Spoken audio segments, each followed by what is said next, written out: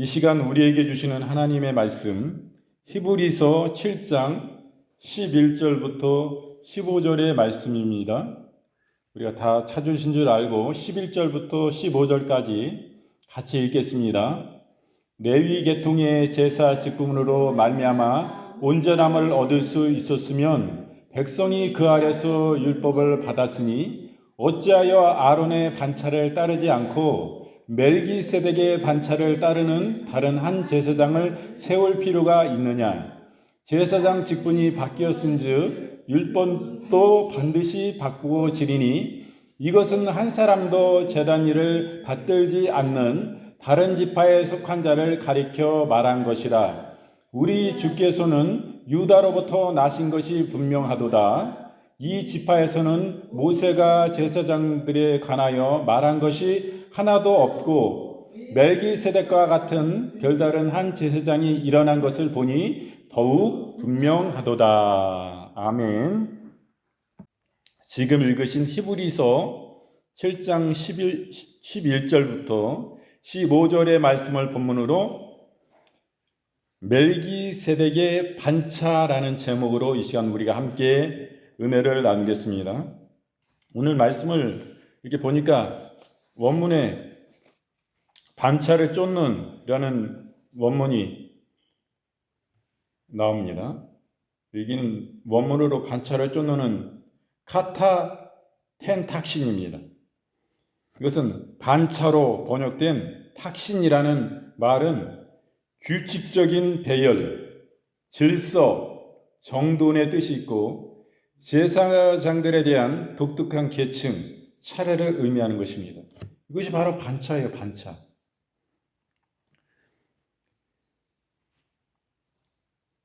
구약 성경에서는 모세의 율법에 따라 레위 계통이 제사장 반차가 있었습니다. 이들의 제사만으로는 하나님께 나아갈 온전한 구비 조건을 갖추지 못했어요. 인간의 근본적인 악의 문제는 해결될 수가 없었습니다. 따라서 본문은 계명의 법이 아닌 무궁한 생명의 능력을 쫓는 레위 계통의 제사장이 아닌 멜기세덱의 반차의 제사장 직분 또는 유다 지파인 예수 그리스도를 통해서 온전함을 얻을 수가 있음을 말씀해 주시는 것입니다. 또 본문의 말씀을 보니까 제사 직분이 이렇게 말씀합니다. 이것은 원문으로 히에로시네입니다. 이 말은 제사장직, 성직 등을 나타내는 구약 성경에서 제사를 맡은 직분자, 즉 제사장은 아론의 자손으로서 거룩하고 흠이 없는 자라야 했습니다. 그것이 출애굽기 29장 9절 말씀에 잘 나옵니다. 그들의 임무는 희생제사를 드리고 율법을 가르치며 백성을 축복하고 분쟁을 재판으로 다스리는 것 등이었습니다. 본문은 제사 직분이 인간을 온전히 구원할 수 없으며 멜기세덱의 반차를 쫓는 대제사장이신 예수 그리스도의 제사 직분만이 인간에게 제사함과 구원함을 가져다 줄 수 있다는 것을 말씀해 주십니다. 또 본문의 말씀을 보니까 다른 지파에 이렇게 말씀하세요. 이것은 원문으로 필레스 헤테라스입니다. 이것은 부족, 종족, 민족을 뜻합니다. 필레스는 여기서 이스라엘의 12지파를 뜻합니다. 다른 지파는 제사장 직분인 레위 지파를 제외한 11지파를 지칭하는 것입니다. 본문은 멜기세덱이나 예수 그리스도가 제사장 지파의 혈통이 아님을 보여주고서 따라서 인간의 구원은 육체의 혈통을 따르는 것이 아니라 의와 화평인 생명의 법에 따르는 것임을 오늘 말씀을 통해서 알게 되겠습니다. 오늘 말씀은 멜기세덱의 반차인데 제사장 멜기세덱에 대해서 우리는 보게 됩니다. 이 멜기세덱은 그 아브라함으로부터 제사장임을 인정을 하대요. 그리고 이 제사장은 이 아브라함을 복을 빌어줍니다. 그리고 이 멜기세덱 제사장은 참으로 신비에 쌓인 그런 인물이었어요. 그걸 찾아보게 되는데 이 아브라함이 하나님으로부터 믿음의 조상이라는称호를 받을 정도로 훌륭한 신앙의 소유자였다는 것을 우리는 알 수 있습니다. 그리고 그는 직접 하나님과 대면하여 대화를 나누기도 했어요. 하나님은 자신의 비밀을 아브라함에게 모두 이야기하셨습니다. 이러한 아브라함이 전쟁에서 승리하여 돌아오는 길에 이러한 멜기세덱이라는 사람이 그 제사장이 그 아브라함을 영접합니다. 그럴 때 이 아브라함이 전쟁에서 이긴 전리품의 10분의 1을 11조를 멜기세덱 제사장에게 드립니다. 아브라함이 멜기세덱에게 12조를 드렸어요. 그가 멜기세덱을 제사장으로 인정했다는 뜻을 가지는 것입니다. 멜기세덱의 이 종교적 우월성을 아브라함이 인정하는 것을 우리는 보게 되는 것입니다. 창세기 14장 20절 말씀에 너희 대적을 내 손에 붙이신 지극히 높으신 하나님을 찬송할지로다 하며 아브라함이 그 얻은 것의 10분의 1을 멜기세덱에게 주었더라 이렇게 말씀합니다. 아브라함이 그를 하나님의 제사장으로 확실히 인정하는 것입니다. 그리고 그 12조를 받은 그를 영접하여 먹을 것을 나눠주고 이 제사장을 이렇게 영접하는데 아브라함도 이를 하나님의 제사장으로 인정하는 것을 봅니다. 그때 이 제사장은 아브라함에게 복을 빌어요. 아브라함은 스스로 제단을 쌓고 하나님께 제사를 드리기도 했던 인물입니다. 이러한 아브라함은 자신이 직접 하나님께 제물을 바칠 수도 있었지만은 그가 11조를 멜기세덱에게 주었던 것은 멜기세덱을 지극히 높으신 하나님의 제사장으로 알았기 때문인 것이 확실한 것입니다. 멜기세덱은 아브라함에게 10분의 1을 받았을 뿐만 아니라 아브라함에게 복을 빌어주었습니다. 이 칼빈이라는 사람은 복을 빈다는 것은 어떤 뚜렷한 영광을 지닌 자가 간심의 영역 안에 있는 자를 낱낱이 하나님께 위탁하는 기도의 엄숙한 행위라고 이렇게 하였습니다. 이렇듯 복을 빈다는 것은 어떤 권위를 가진 사람이 공식적으로 복을 선언하는 것인 것입니다. 창세기 14장 19절 말씀에 그가 아브라함에게 축복하여 가로되 천지의 주제시오 지극히 높으신 하나님이요 아브라함에게 복을 주옵소서 이렇게 복을 빕니다. 히브리서 7장 4절 말씀에 이 사람의 어떻게 높은 것을 생각하라 조상 아브라함이 노량물 중 좋은 것으로 10분의 1을 저에게 주었느니라. 그냥 10분의 1도 아니요. 가장 좋은 것으로 10분의 1을 드렸음을 보게 된 것입니다. 이분은 참으로 신비에 쌓인 인물입니다. 성경은 멜기세덱에 대해서 자세히 언급함이 없습니다. 그는 출생에서부터 제사직에 이르기까지 모든 것이 신비의 베일에 쌓인 알 수 없는 인물입니다. 그는 아비나 어미가 없는 사람이에요. 시작한 날이라든지 생명의 끝이 없는 사람입니다. 그리고 족보가 없는 사람이에요. 이 사람이 바로 멜기세덱입니다. 신비에 쌓인 인물이지만은 성경은 그를 가리켜 지극히 높은 하나님의 제사장이라고 이렇게 말씀하고 있습니다. 그리고 그를 의의 왕, 평강의 왕이라고 이렇게 말씀하고 계세요. 히브리서 5장 11절 말씀에 멜기세덱에 관하여는 우리가 할 말이 많으나 너희의 듣는 것이 둔함으로 해석하기 어려우니라 이렇게 말씀합니다. 히브리서 7장 26절 말씀에 이러한 대제사장은 우리에게 합당하니 거룩하고 악이 없고 더러움이 없고 죄인에게서 떠나 계시고 하늘보다 높이 되신 자라 이렇게 말씀합니다. 이게 바로 대제사장이신 예수 그리스도의 속성에 대해서 말씀해 주신 말씀입니다. 이 멜기세덱은 그리스도의 모형이에요. 그리스도는 예수님밖에 없는 것입니다. 예수님이 유일한 그리스도예요. 예수님이 메시아요 다른 말로는 그리스도가 메시아입니다. 메시아는 구세주인 것입니다. 이 세상을 구원할 자는 오직 예수님 한 분밖에 없는 것입니다. 그 예수님을 통해서 하나님 아버지께서 성령께서 우리를 구원해 주신 것입니다. 예수 그리스도의 십자가의 보배로운 피, 예수님이 친히 그 귀하신 분이 독생자 우리 잘 말씀하지 않습니까? 제가 그 시대를 볼 때에는 여자 자녀들은 그렇게 귀중하게 여기지 않았어요. 아들을 귀하게 여기는 세대였습니다. 그렇기 때문에 제가 독자에 대해서 말씀을 많이 드려요. 왜?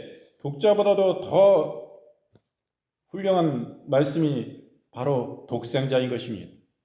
여자 형제는 아예 없고 아들 하나만 있는 것을 바로 독생자라고 그러는 것입니다. 독자와 뭐가 달라요? 그러나 독자보다도 더 위에 격인 것입니다. 이렇게 하나님은 하나밖에 없는 아들, 딸도 없어요. 하나님은 아들도 하나밖에 없어요. 예수님밖에. 그 예수님을 우리를 위해서, 그래서 독생자인 것입니다.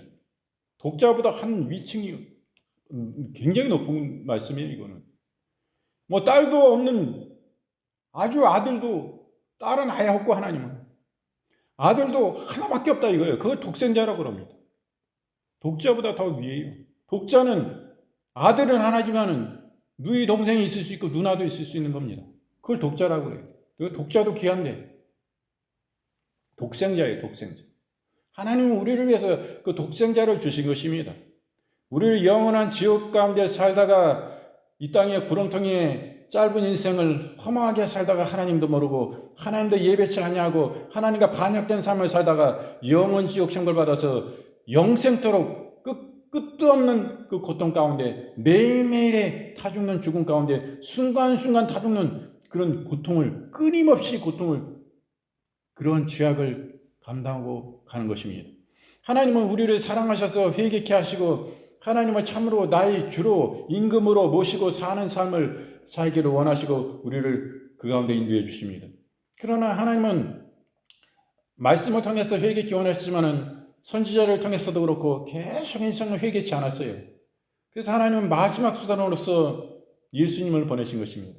다 하나님의 그 거룩한 뜻을 가지고 소명을 가지고 온 선지자들을 다 먹비어 죽이고 괴롭히고 이러한 가운데 있었습니다. 그러나 마지막으로 하나님께서는 하나밖에 없는 독생자 예수님을 우리를 위하여 죄악의 구렁텅이에서 그 죄의 삶 속에서 영원한 지옥을 향해 가는 그들을 불쌍히 여겨주시사 예수님을 통해서 죄 없으신 예수님이 우리의 죄짐을 담당하시고 십자가의 어린 양이 되셔서, 그분이 어린 양이 되셔서 잡혀 죽으신 것입니다. 우리의 죄 때문에. 그분은 아무런 죄가 없는데 우리를 살리기 위해서 십자가에서 고난받고 예수님이 운명하신 것입니다. 그 위해서 그 수치를 당하시고 고통을 당하시고 아픔을 당하시고 이루 말할 수 없는 그런 가운데 우리를 크신 사랑으로 우리를 사랑해 주신 것입니다. 그 사랑을 생각할 때 이 하나님은 이렇게 우리를 사랑하셔서 그 하나밖에 없는 독생자를 주셨는데 또 회개치 아니하고 믿지 아니하는 자를 어찌 하나님이 진노하시며 결국에 크게 심판하시지 않겠어요? 그 누구라도 예수 그리스도 안에 돌이키지 않으면 다 지옥이에요. 아무리 선한 삶을 살고 깨끗한 삶을 살고 이런다 할지라도 지옥입니다. 하나님 반드시 심판하시는 거예요. 이렇게 하나님을 사랑하시고 하나님의 진정한 마음을, 진실한 그 속내를 다 예수님을 통해서 보여주셨어요. 얼마나 내가 너희를 진정으로 사랑하고 진실로 너희들을 사랑하는지 만물의 창조자이신 그분께서 당신의 그 속을 다 드러내 주시고 나는 이렇다라고 다 드러내 주신 것입니다. 이러한 가운데 회개치 아니하고 돌이키지 않으면 물론 선한 사람들도 예수님 없으면 다 지옥 형벌인데 그 가운데 죄악을 극악히 저지르고 약한 자를 괴롭히는 이런 사람들 때문에 이건 뭐 말할 것도 없이 완전 지옥입니다. 하나님은요, 우리가 이 땅에 회개한다 할지라도 전에 예수님을 영접하기 전에 지은 죄악, 그리고 하나님을 섬기면서도 지은 죄악, 이 땅에 지은 죄악을 다 우리가 하나님 이 땅에서 대가를 치르게 하시는 거예요. 그러나 하나님은 회개를 통하여 우리를 영원 지옥에서 건져주시는 것입니다. 그렇기 때문에 이 회개하고 참으로 인생이 돌이키는 것은 너무 중요한 것입니다. 우리가 그러므로 인해서 우리가 이 땅에 살아갈 때 예수님 믿으며 억울하게 다른 사람들에게 아픔을 줘서는 절대 안 되는 거예요. 반드시 우리의 생애 가운데 우리가 그 대가를 치릅니다. 하나님 앞에 이거 내가 잘못했는데 나중에 깨닫고 보니까 회개했어. 그래서 이게 이 땅에서 그 하나님의 우리의 죄진 대가를 용서받고 없어지는 거 아니에요. 반드시 그 대가를 하나님 치르게 하시는 것입니다. 여러분 반드시 이거 깨달으셔야 돼요. 구약에 우리가 계속 보십시오. 신약에서 마찬가지입니다. 이 말씀을 보면 예수님 믿었으니까 이제 뭐 그땐 죄하고 아무도 없어지고 회개했으니까 깨끗이 없어져서 구원은 받아요. 구원 받았죠. 천국 백성 됐죠. 그러나 내 지은 죄악이 내가 이 세상에서 대가를 다 치르는 거예요.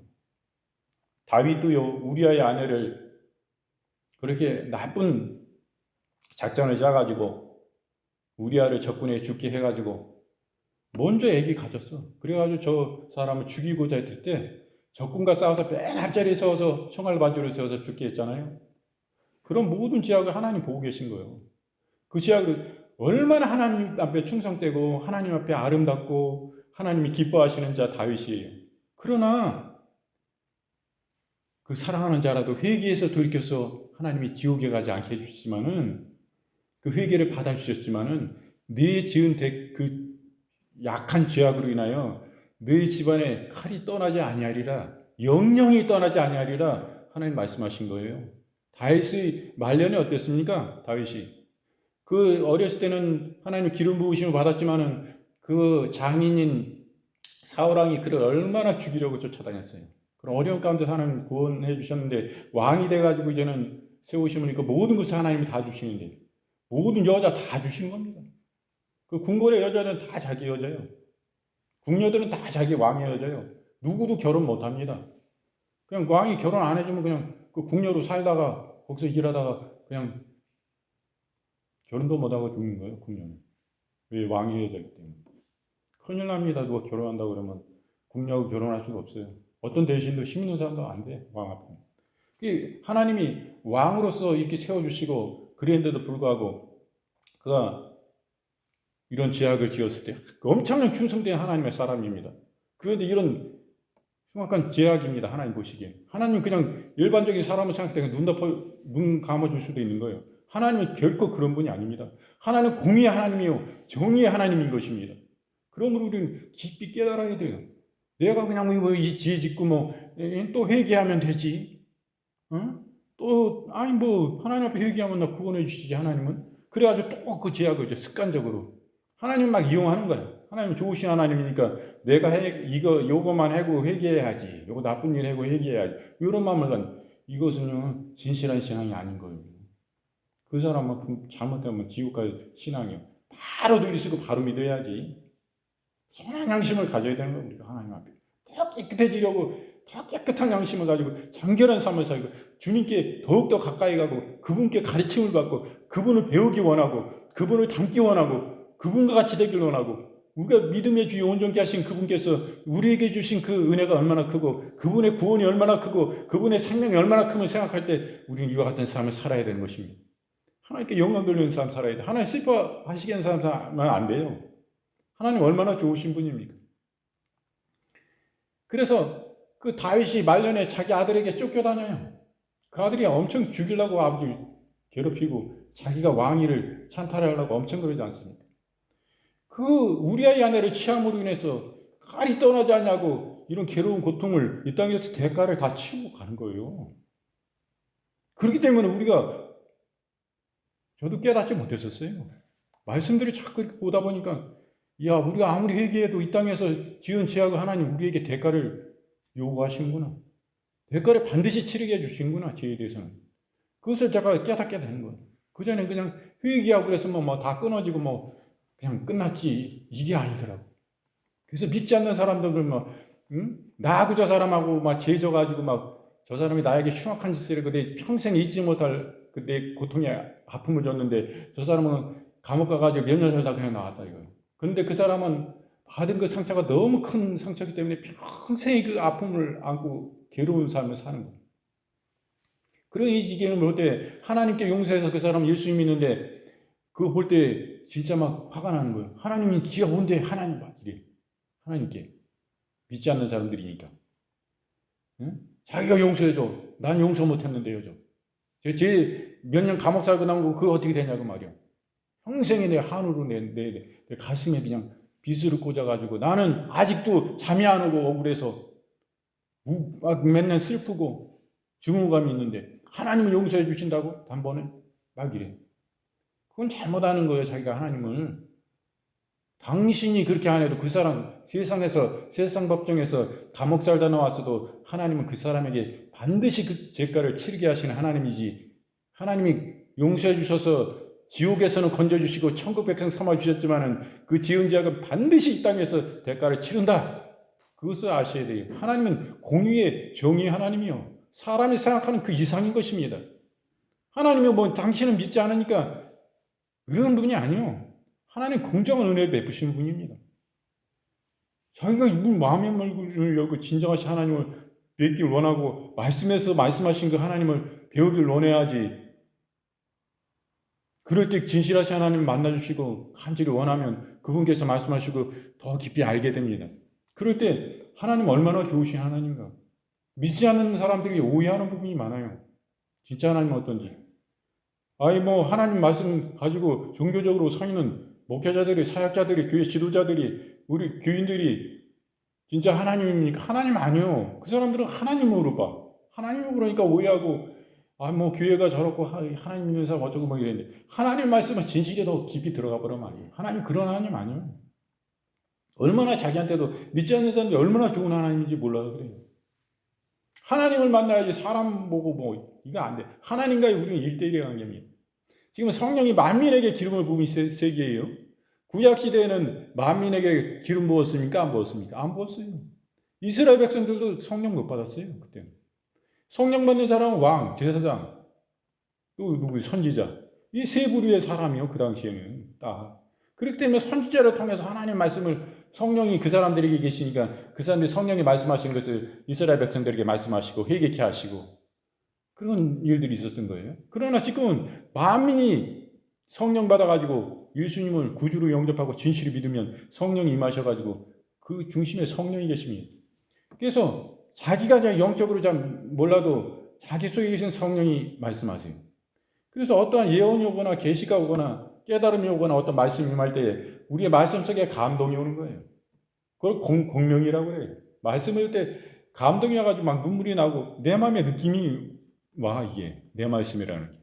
내게 하시는 말씀이라는 게. 그게 올 때 그게 레마요. 그 레마라고 그래. 유식한 말로요. 그 신학적인 말로 레마라고 그래. 그거를. 우리가 이 말씀이 다 똑같은 말씀이지만 다 받을 때 이게 내 심금을 울리고 찌르는 말씀이 있어요. 막 감동이 오고 은혜가 오고 막 이래. 이래면 이거는 내 말씀이요. 그거는. 그 말씀이 내 말씀이요. 그게 임하는데 그건 공명이라고 그래요. 공명. 내가 누가 받아가지고 이 말씀 하는데 나한테는 공명이 안 돼. 감동도 하는 감옥 안 두고 전혀 나에게는 느낌도 없어. 그런 게 뭔가. 그럴 때 그거는 내게 주신 말씀이 아니에요. 아무리 맞다고 주장하고 우겨대고 막 이래도 그건 소용없어. 왜? 내 속에 계신 성령이 말씀하시고 증거해 주시는 거예요. 우리 속에 성령이 누구나 다 계십니다. 어떤 지도자가 막 위대한 지도자 막 성령의 권능이 임해가지고 막 예언하고 꿈꾸고 막 계시 막 말씀 임해가지고 막 이게 하나님 말씀이다 그러고 지금 계시로 말씀이 당신한테 이렇게 말씀하세요 막 저 밭을 당장 사라고 그럽니다. 그거 당신이 가지고 그거 팔라고 그래. 막 이런 말씀 막 전한단 말이에요. 그러면 내게 받은 게 있는 거예요. 성령이 우리 속에 계시니까. 하나님이 주시는 게 있는 거예요. 그게 내가 감동이 임하고 감화가 임하고 계속적인 그런 게 임해. 오늘도 임했는데 그 다음 날도 임하고 한 달 후에도 1년 후에도 임하고 막 계속 그런 마음을 계속 주셔. 마음속에 감동으로. 그러면 그 성령이 당신 속에 주시고 증거하시는 거예요. 그 어떤 계시가 임하든지 그 말씀 앞에서 얘기할 때 그 말씀이 내게 딱 와닿아. 이거 내 말씀이고 내 속에 계신 분이 자꾸 이런 말씀을 주시는데 그건 하나님으로부터 온 거예요. 근데 여기서 아무리 영적이고 신령하고 쩍쩍적인 거 막 얘기했는데 나한테 전혀 안 하다. 마음이 딱 닫혀있고 오히려 괴로워 그 말씀을 들으면. 그거는 내게 주신 말씀이 아니요. 그 사람이 아무 무교되고 훌륭한 사람이고 뭐 신학 박사고 뭐 부흥회를 크게 이끌고 교회가 몇만 명이 모여도 그런 위대한 지도자로 쓰임 받아도 그건 내 말씀이 아니요. 딴 사람한테는 적용될지 몰라도 내 건 아니요. 아무리 얘기해도. 이게 내 속에 계신 성령이 증거해 주시는 거예요. 그게 성령의 인도를 받는 삶을 우리는 살고 있는 거예요. 그래 옛날에 구약에는 만민이 성령 못 받은 세대예요. 그러니까 왕이나 제사장이나 선지자 이 세 부류의 이 지도자 그 많은 백성들이 이 세 사람이요. 이럴 때는 공명이 어떻게 와? 못 오지. 이게 말씀하신 대로 이끌려 가는 거예요. 근데 우리는 딱 알아. 이게 제대로 하나님께로부터 온 것인가 아닌가 저 사람 생각인가 그를 우리 속에 계신 성령께서 증거해 주시는 거예요. 내 속에 확증을 주세요. 기쁨으로 내가 그걸 동의할 뿐만 아니라 내가 찬성하고 맞다라고 이렇게 아멘으로 내 속에 진정으로 그게 받아들이죠. 우리는 이 시대에 지금 살고 있습니다. 얼마나 감사한지. 그러므로 이 멜기세덱은 시작과 끝이 없습니다. 이분은 아버지도 없고 엄마도 없어요. 그래서 족보가 없습니다. 시작한 날도 없고 생명의 끝도 없는 제사장이에요. 이런 그가 지극히 높으신 하나님이 제사장이 되어서 그 전생애 동안에 제사장의 직무를 행했습니다. 참으로 놀라운 일이 아닐 수 없습니다. 왜냐하면 이스라엘 사회에 있어서 제사장의 족보 문제는 아주 중요한 것이기 때문인 것입니다. 이스라엘 사회에 있어서 제사장은 레위 지파에서 나왔어요. 그래서 레위 지파에서 했어요. 제사장의 아내는 정결한 여인이어야 했습니다. 이처럼 제사장의 족보는 분명했어요. 제사장의 조건을 갖추지 못한 멜기세덱이 지극히 높으신 하나님이 제사장이 되었다는 것은 레위의 제사직을 초월한 제사장으로서 예수 그리스도의 그림자가 된 것을 예표하는 것입니다. 이것은 그리스도의 대제사장직이 영원 전부터 계획된 것이며 상속된 것이나 상속될 수 없는 것이며 족보를 중시하는 레위 계통에 훨씬 능가하는 것임을 말씀해 주신 것입니다. 히브리서 7장 3절 말씀에 아비도 없고 어미도 없고 족보도 없고 시작한 날도 없고 생명의 끝도 없어 하나님의 아들과 방불하여 항상 제사장으로 있느니라 이렇게 말씀하세요. 이 멜기세덱으로 여기 나오지만은 우리 학설 속에는 또 이런 말씀이 있습니다. 이분이 성육신 되시기 전에 바로 예수님이다. 예수님이 이 땅에 오셔서 계셨다. 이렇게 말씀하세요. 왜냐하면은 왕이 제사장의 직분을 같이 겸하여 할 수가 없고 제사장이 또 왕의 직분을 같이 겸하여 할 수가 없어요. 그리고 이 제사장직은 아론의 레위 지파를 통해 가지고 그 계보가 이 반차라는 게 뭐예요? 순서대로 그 풍계와 벼슬이 신분이 쭉 이어져 내려오는 거예요. 그런데 우리는 이 제사장의 그 일반적인 직분인 아론의 반차를 따른 것이 아니라 반차가 바로 그것이에요. 풍계나 신분의 그 차례. 쭉 그 차례를 따라오는데 레위 지파만이 하는 것인데 이건 레위 지파도 아니고 이 제사장은 지금 뭐 족보도 아무것도 없는 이런 사람이 될 수가 있습니까? 근데 이 사람은 살렘 지금 얘기하면 예루살렘의 왕이었고 대제사장이에요. 대제사장. 믿음의 조상 아브라함이 인정하는 확실한 하나님의 아브라함은 어떤 사람입니까? 하나님과 대면하여 얘기를 나누는 사람이에요. 이 사람. 하나님이 그에게 직접 말씀하시고 하나님 아버지가 여호와 하나님께서 뭐 나중에 네 민족을 이 별과 같이 저 바다 모래같이 내가 이렇게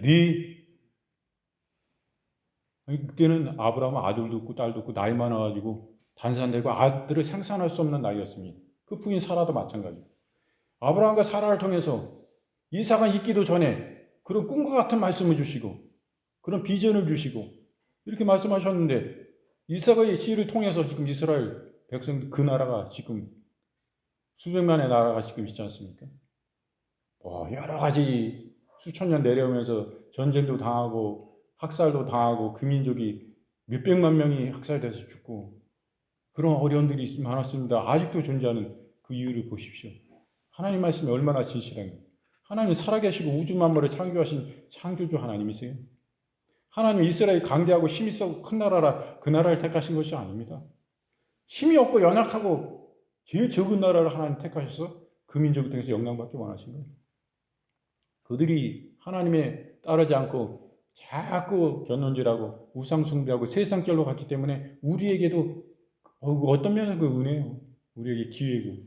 그래서 우리 이방인 우리에게도 그 복음이 전해지지 않았습니까? 얼마나 감사해요. 그 복음의 문을 우리에게 하나님께서 열어주신 거예요. 그 얼마나 감사합니까? 멜기세덱 그의 이름은 멜기세덱은 나의 왕은 의롭다 하는 이름의 뜻을 가지고 있습니다.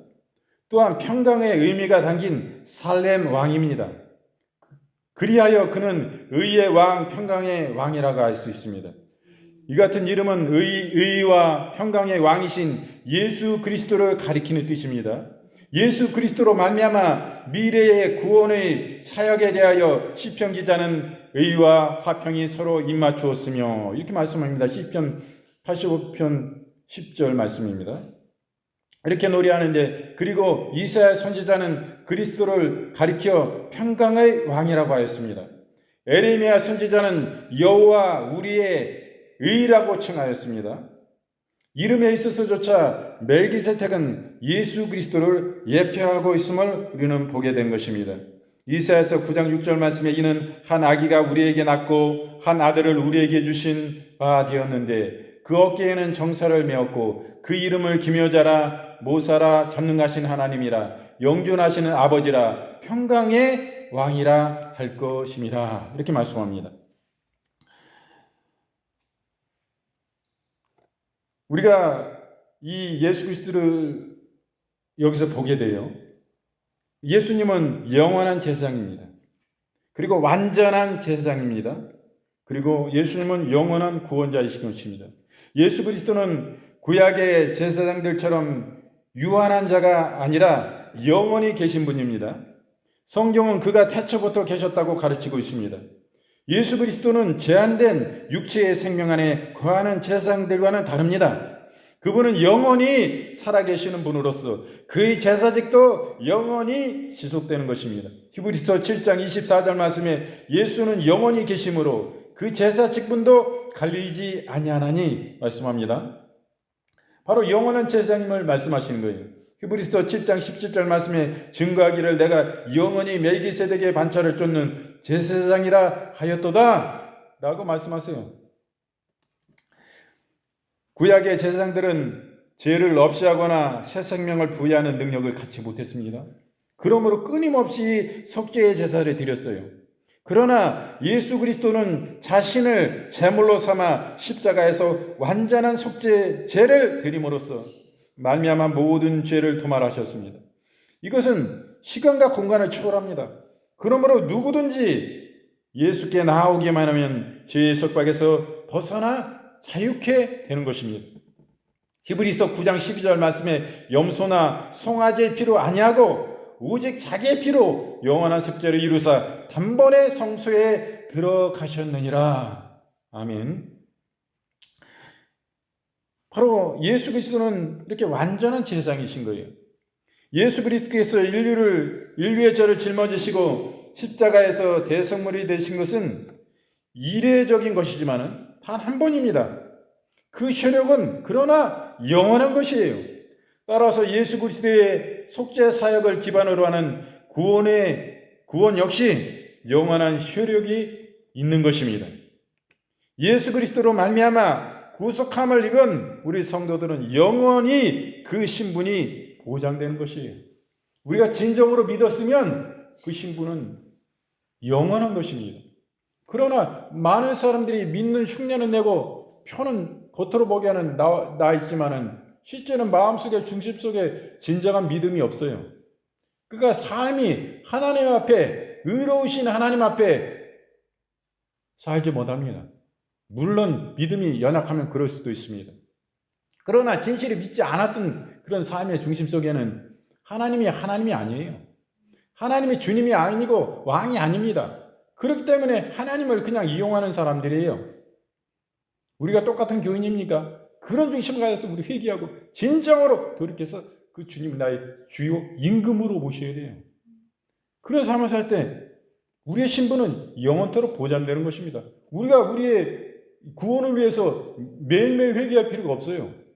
우리가 처음 언제 예수님 만나서 첫사랑하면서 진실로 우리가 눈물로 회개하고 그 예수님 십자가에서 죽으신 주님이 진짜 나 위해서 죽으신 것을 언제 고백했습니까? 그것이 가장 중요한 거예요. 그 믿음 가지고 우리 영혼 구원이지. 내가 살다가 내가 저 기억력을 잃어가지고 막 인지장애가 와가지고 옛날에는 안 그랬는데 이제 아픔이 오니까 기억력 많이 잊어버렸어. 하나님도 잊어버렸어. 그 기억이. 그러면 그 사람은 젊었을 때 열심히 신앙하고 아프기 전에는 참된 하나님의 사람이었는데 아프니까 뭐 욕도 안 해준 사람 막 욕해. 막 의심이 생겨가지고 네가 내 거 다 훔쳐왔지 막 이래. 주위 사람들한테. 그거는 자기 아파서 그런 거지 제정신 가진 게 아니거든. 뇌세포가 그게 죽어가지고 통제가 안 되고 그런 쪽으로만 이상하게 안 좋게 막 오는 부분이 있어. 뭐 요즘에 치매라고 그래요. 치매가 사실 아니고 그 치매라는 것은 사람이 멍청해진다는데 멍청하지 않아요. 치매 걸린 분들이. 그 부분에 대해서 전에 했던 기억을 못할 뿐이지 옛날 기억은 더하고 지금 기억을 못해. 금방 있었던 거. 그거 기억 못하는 것 뿐이지 판단이 좀 안 좋아지 그런 거 있어도 그 사람이 어리석은 사람은 아니거든. 그게 기억력 장애일 뿐이지. 그렇게 보는데 아니 그렇게 되는 경우가 있어요. 그러면은 막 지금 욕하고 막 옛날에 믿었던 그 신앙도 없는 것 같고 아프고 나니까 막 이래.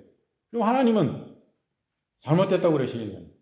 아니, 하나님도 잊어버렸고 기억력에 문제가 있기 때문에 아파서 그러는 거기 때문에 전에 안 아팠을 때 진실한 그것을 하나님은 보고 판단하신 거예요. 그 사람 구원하신 거지. 지금 또 이렇게 하니까 우리 죄와 그것을 회개하면서 구원을 위해서 기도할 필요가 있습니까? 그 사람은 구원 백성으로 생명책에 기록해 놓으신 거예요. 그렇지 않으시. 하나님 백성 인도해 가시면 하나님이 나중에. 그게 자세히 그런 거 걱정하실 필요가 없어요. 그리고 여기까지 말씀드려요. 고린도전서 11장 25절 말씀에 19에 또한 이와 같이 잔해가 지시고 가라사대 이제는 내 피로 세운 새 언약이니 이것을 행하여 마실 때마다 나를 기념하라 하셨으니 이렇게 말씀합니다. 피를 통해 세운 언약임을 우리가 볼 수 있어요. 오늘 우리가 이 말씀을 통해서 보는 것은 오늘 말씀의 제목이 말기세덱의 반차 아닙니까? 바로 이것은 예수 그리스도의 모형을 지금 말씀해 주신 거예요. 이 멜기세덱이 지금 이 시대에 아브라함 시대에 실제적인 제사장이 계셨어요. 그리고 아브라함도 이것은 영원한 하나님의 진짜 제사장임을 그가 시인하고 증거했습니다. 그래서 가장 좋은 전리품으로 10분의 1을 이 제사장에게 바쳤어요. 물론 제사장이 여러분 제사장한테 그걸 바칩니까? 여러분 보세요. 제사장이 그 재물을 받습니까? 아니요. 여러 번 헌금할 때 똑같은 의미로 보면 헌금을 저한테 담임 목사니까 저한테 헌금 바칩니까? 아니잖아요. 하나님께 바쳤다 이렇게 표현해야 되는데 멜기세덱의 제사장에게 바쳤다라고 표현되고 있잖아요. 이건 누구요? 이분이 누구요? 대제사장 이 사람 멜기세덱 누구요? 예수 그리스도. 제가 볼 때도 이분 예수님이다. 예수님이다. 왕과 제사장의 직분을 겸직할 수 있는 분은 예수님밖에 없다. 이분은 족보도 없고 엄마도 없고 아빠도 없고 처음 시작도 없고 끝도 없는 영원하신 이 하나님이시다. 태초에 계셨던 하나님의 아들이 성육신 되기 전에 이 땅에 또 와서 이렇게 계셨던 것을 봐요.